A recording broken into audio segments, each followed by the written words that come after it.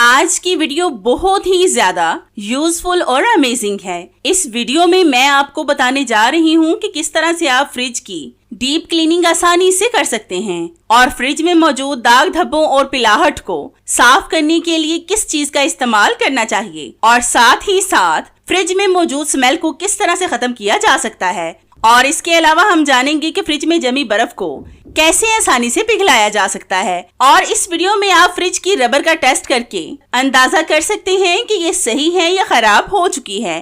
और आपने फ्रिज के थर्मोस्टेट को गर्मियों में कहां पर सेट करना है कि आपको बिजली का बिल ज्यादा ना आए और आपकी चीजें भी फ्रिज में पड़ी हुई खराब ना हो। बस वीडियो को कंप्लीट वॉच कीजिएगा और वीडियो में बताई गई तमाम बातों को गौर से समझिएगा। बिस्मिल्लाहिर्रहमानिर्रहीम। अस्सलाम वालेकुम व्यूअर्स, कैसे हैं आप? मैं उम्मीद करती हूँ कि आप सब लोग खैरियत से होंगे। तो चले बिना टाइम को जाया किए आज की अपनी जबरदस्त सी वीडियो स्टार्ट करते हैं। जब भी फ्रिज को साफ करने लगे तो सबसे पहले फ्रिज को स्विच ऑफ कर दें, मतलब इसका प्लग निकाल दें ताकि करंट लगने का खदशा ना रहे। इसके बाद आपने फ्रिज को खाली कर लेना है। मेरे फ्रिज में कभी भी बड़े बड़े बर्फ के पहाड़ नहीं जमते। इसकी भी एक बड़ी वजह है जो मैं आपके साथ भी शेयर करूंगी। फ्रिज की दीवारों और छतों के साथ जमने वाली बर्फ तो हमारे किसी काम की नहीं होती और फ्रिज इसको मेंटेन रखने के लिए बहुत ज्यादा बिजली खींचता है, जिसकी वजह से हमें बिजली का बिल बहुत ज्यादा आता है और हमारा मंथली बजट आउट हो जाता है।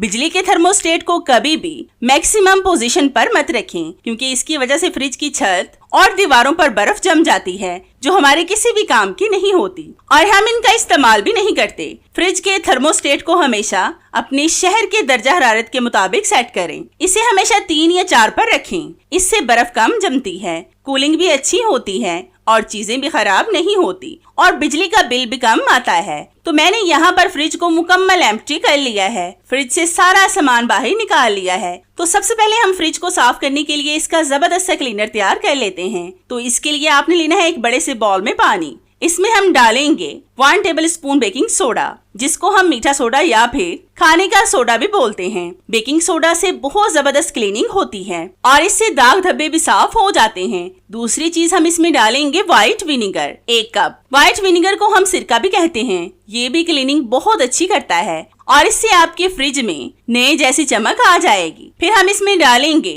1 टेबल स्पून सरफ। ये आप किसी भी ब्रांड का ले सकते हैं जो आपके घर में मौजूद हो। फिर हम इसमें डालेंगे 1 टेबल स्पून नमक। ये आप कोई सा भी ले सकते हैं, मतलब लाहौरी नमक का भी इस्तेमाल कर सकते हैं और दानेदार का भी। फिर हम इसमें डालेंगे 1 साशे शैम्पू। ये आपकी फ्रिज से एक्स्ट्रा ऑयल को कंट्रोल करेगा और इससे फ्रिज की सफाई भी बहुत अच्छी होगी। अब आपने इन तमाम चीजों को अच्छी तरह से मिक्स करना है। ये ऐसा पावरफुल क्लीनर बनेगा जिससे आपके फ्रिज से हर तरह के दाग धब्बे चुटकियों में साफ हो जाएंगे। इससे जिद्दी से जिद्दी स्टेन्स भी मिनटों में साफ होंगे। इस पर आपकी बिल्कुल भी मेहनत नहीं लगेगी और आपको रगड़ना भी नहीं पड़ेगा। फिर आपने लेना है एक स्पंज। इसके साथ आपने सारे फ्रिज को साफ कर लेना है। महीने में एक बार तो फ्रिज की डीप क्लीनिंग लाजमी करनी चाहिए। इससे एक तो फ्रिज साफ सुथरी रहती है और दूसरा फ्रिज की लाइफ भी बढ़ जाती है। रूटीन में आप हल्की फुल्की क्लीनिंग तो डेली कर सकते हैं, लेकिन जो डीप क्लीनिंग होती है वो महीने में एक बार लाजमी करनी चाहिए, ताकि फ्रिज में खाने पीने की चीजें और सालन वगैरह गिरने से जो दाग धब्बे पड़ जाते हैं वो पक्के ना हो और आप लोगों को इसको क्लीन करने में ज्यादा परेशानी का सामना ना करना पड़े। मैं तकरीबन 1 महीने के बाद लाजमी इसकी डीप क्लीनिंग करती हूँ और आप देख रहे हैं कि कितनी आसानी से सारे दाग धब्बे साफ हो रहे हैं। पहले मैं नीचे वाले हिस्से की अच्छी तरह से क्लीनिंग करूंगी, फिर ऊपर वाले हिस्से की। बहुत सी खवातीन मैंने ऐसी देखी हैं जो हफ्ते में एक बार फ्रिज की डीप क्लीनिंग करती हैं। ये भी सही नहीं होता, क्योंकि जितनी भी कूलिंग है वो हफ्ते में ही खत्म हो जाती है और इसके बाद फ्रिज का स्टेबलाइजर ज्यादा देर चलता है ताकि कूलिंग को बरकरार रख सके। इसलिए महीने में सिर्फ एक बार फ्रिज की डीप क्लीनिंग करनी चाहिए ताकि बिजली का लोड ज्यादा ना पड़े और बिल ज्यादा ना आए। तो मैंने अच्छी तरह से नीचे वाले हिस्से को एक दफा स्पंज के साथ रब कर लिया है। अब मैं इसको वॉश करूंगी। आपने सेफ्टी वाले हिस्सों को गीले और नरम कपड़े से साफ कर लेना है और बाकी हिस्सों को पाइप लगाकर अच्छी तरह से धो लें। मेरी फ्रिज 10-12 साल पुरानी है। तब से लेकर आज तक मैं इसी तरीके से अपनी फ्रिज को साफ करती हूँ। आज तक मेरी फ्रिज एक दफा भी खराब नहीं हुई। मैं स्टेप बाय स्टेप कुछ अहम बातें भी आपके साथ शेयर करूंगी जो फ्रिज की लाइफ के लिए बहुत ज्यादा जरूरी हैं, जिनको आपने बड़े ध्यान से समझना है ताकि आपके फ्रिज भी लॉन्ग टाइम तक चलती रहे और खराब होने से बच जाए। अब आपने फ्रिज को एक दफा खुश्क कपड़े से अच्छी तरह से खुश्क कर लेना है। जब हम खुश्क कपड़े का इस्तेमाल करते हैं तो इससे फ्रिज बहुत ज्यादा नीट हो जाती है और इसको जंग भी नहीं लगता। इसलिए आप भी कोशिश किया करें कि जब फ्रिज को वॉश करें तो बाद में खुश्क कपड़ा लाजमी फेरें। अब ये फ्रिज और इसका डोर मुकम्मल साफ हो गया है।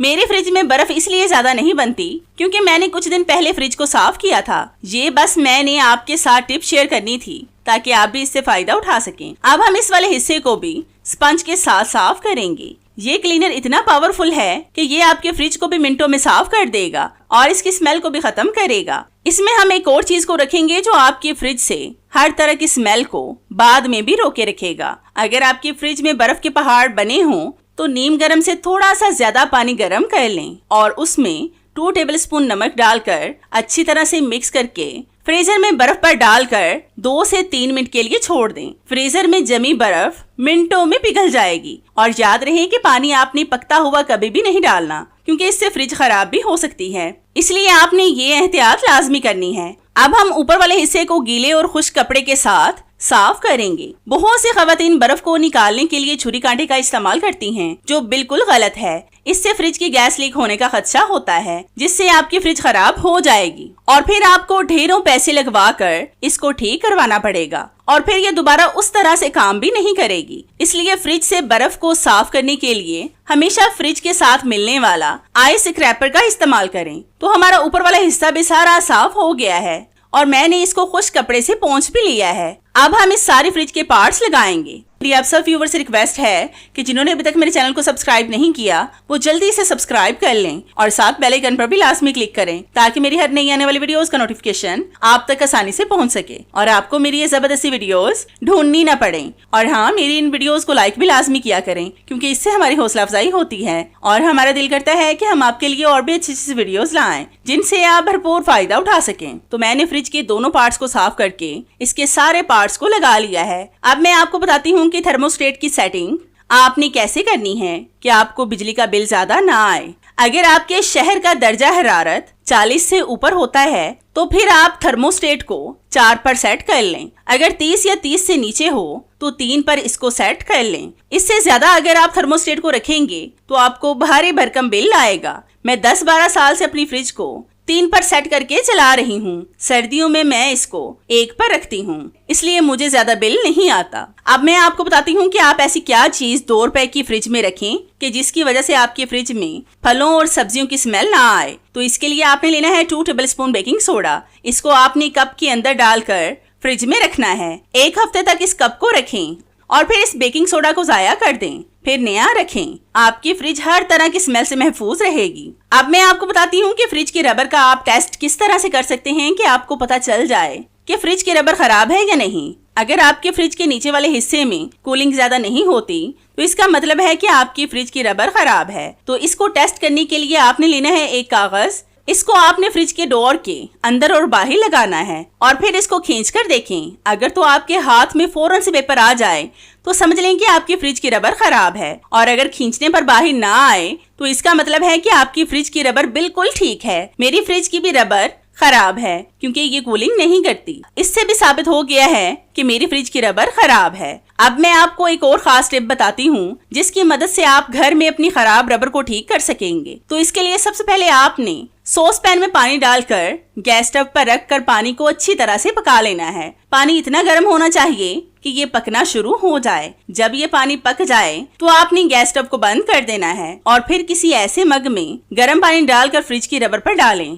कि आपके हाथ न जल जाएं। इस अमल को आपने बहुत एहतियात से करना है क्योंकि इस पानी के छींटे आप पर भी पड़ सकते हैं। अगर हम मैकेनिक से इसकी रबर को ठीक करवाएं तो वो हजारों रुपए ले लेते हैं, लेकिन उन्हीं की टिप को मैं आपके साथ भी शेयर कर रही हूँ ताकि आप लोगों के पैसे न जाया हों। इस तरीके से जैसे मर्जी आप फ्रिज को ऑन करें, बस नीचे वाले हिस्से को बंद रखें एक रात के लिए। ज्यादा कोशिश करें कि ये अमल रात को ही करें। फिर आपने इसके इर्द गिर्द रस्सी को लपेट कर इसको टाइटली बंद कर देना है। आप जब सुबह उठकर देखेंगे तो आपकी फ्रिज की रबर बिल्कुल ठीक हो जाएगी।